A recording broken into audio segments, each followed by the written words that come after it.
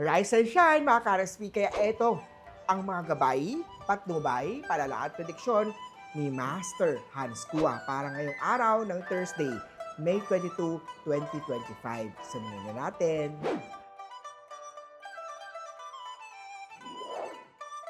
Para sa mga pinanganak ng Year of the Rat, minsan, you just need to listen kahit hindi naghahanap ng sagot ang iyong partner. Just be there for them. Ang maswerteng color, green, maswerteng number naman ay 1. Sa mga pinanganak naman tayo ng Year of the Ox, accident can be avoided sa workplace. Focus lang sa ginagawa. Maswerteng kulay for today ay purple, maswerteng number kay Ox ay 8. Sa mga pinanganak naman tayo ng Year of the Tiger, ang sugar-rich diet ay maaaring makaapekto sa chronic na nararamdaman mo. Orange at 3. Punta naman tayo kay Year of the Rabbit. Start small at kaya lang ng iyong puhunan.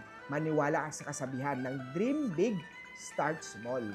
Blue at 9. Eto naman kay Year of the Dragon. Huwag hayaang makaapekto ang stress sa performance mo. Red at 7. Huwag padalos-dalos sa mga malaking gastusin para sa mga Year of the Snake. Think about it first. Maswerteng numero ay 5. Charcoal naman ang maswerteng kulay kay Year of the Snake. Para sa mga pinanganak ng Year of the Horse naman, give little surprises para mapanatili ang excitement ng relasyon. Lime at 3. Sa mga goat naman tayo, mag-focus on teamwork. Mas madaling maabot ang tagumpay kung may kasama. Swerteng kulay, orchid. Number 9 naman ang swerte kay Year of the Goat.